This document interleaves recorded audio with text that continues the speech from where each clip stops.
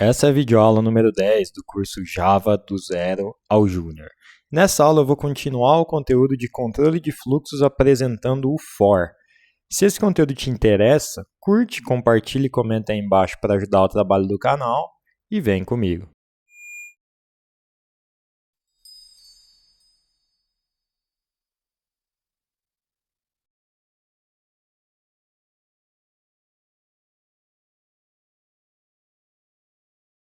Um laço for executa um bloco de código uma quantidade especificada de vezes. Diferentemente dos blocos while que a gente viu na aula anterior, o bloco for não é escrito para acabar dependendo dos eventos que acontecem dentro do bloco, mas sim para ser repetido um determinado número de vezes e depois acabar.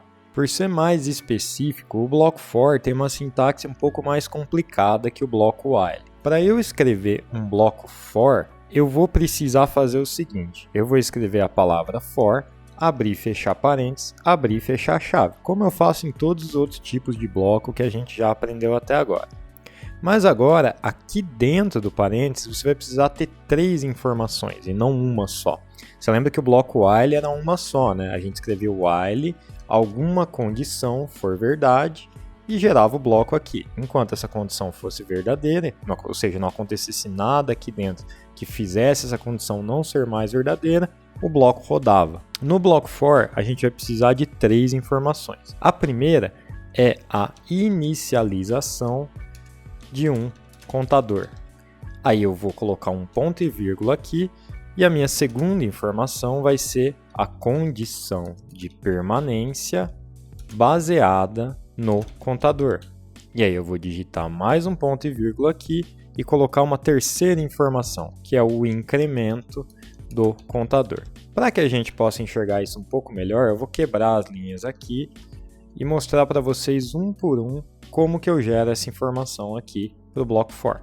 O contador é uma variável que vai sofrer a operação de incremento tantas vezes quanto o laço rodar. Geralmente para o contador a gente usa a variável i. E aqui você vê que eu tenho que fazer a inicialização do contador.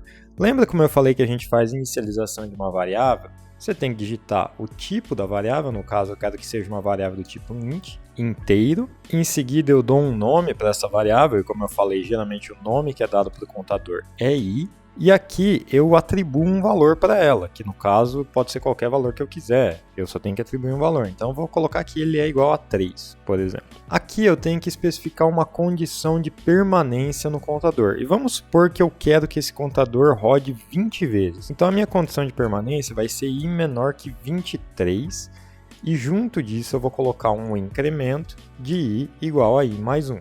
O que eu estou falando aqui para o for?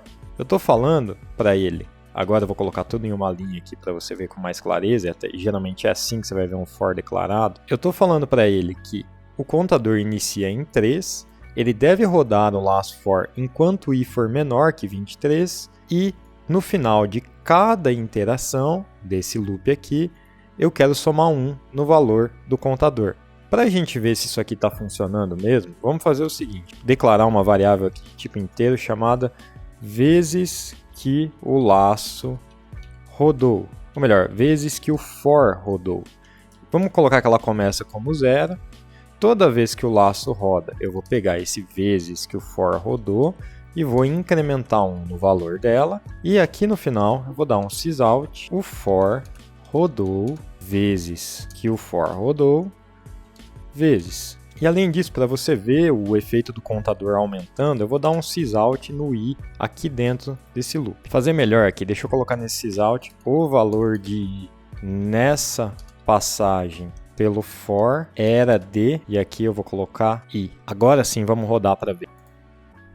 Você vê, ó, ele fala para mim, ele começa o código, toda vez que ele entra no for, ele incrementa 1 na minha variável vezes que rodou e ele faz esse print aqui. O valor de i nessa passagem pelo for era de, começou como 3. No final dessa passagem pelo for, ele incrementou 1 no valor de i e na passagem seguinte o valor era 4. E 5, e 6, e 7, 8, e 9 até 22, porque eu falei que a minha condição de permanência nesse bloco for era até i ser menor que 23, e o for rodou agora sim a contagem total, 20 vezes. É claro que, por simplicidade, geralmente o que você vai ver é isso aqui, ó, esse i começando como 0, esse cara vai ser 20, que é a quantidade de vezes que eu quero que o for rode, e o incremento vai ser 1 mesmo. Aí se a gente rodar assim, aí sim, ele começa em 0, a última passagem no for é 19 e o for roda 20 vezes. Só que assim, isso aqui é totalmente arbitrário. Eu posso colocar que o i começa como 15, eu vou rodar enquanto o i for maior que 3, por exemplo, e aí depois de cada uma das iterações eu vou subtrair 1 no valor de i. Aí aqui rodando, ele começa em 15, ele vai até 4, que é enquanto é maior que 3, e o for rodou 12 vezes. Importante, eu não me lembro se eu mencionei isso na aula de soma de variáveis. Você vê que aqui eu coloco i igual a i mais 1. Em Java, essa operação de incremento no valor de uma mesma variável, ela pode ser substituída por isso aqui, ó, i mais mais. Inclusive, quando você ver os fors em códigos por aí, geralmente eles vão estar escritos aqui. i mais mais é a mesma coisa que i igual a i mais 1. Não tem nada de diferente. É óbvio que isso é só se for 1 o valor do incremento. Eu posso querer que, sei lá, o meu incremento aqui diminuísse 5 em cada iteração, começando em 15 enquanto for maior que 3. Vamos ver como é que isso ia acontecer? Ó, 5, 10, 15, 10, 5. For rodou só 3 vezes agora. E, obviamente, eu poderia fazer menos menos também, que aí é um decremento de 1. I menos menos é a mesma coisa que i menos 1.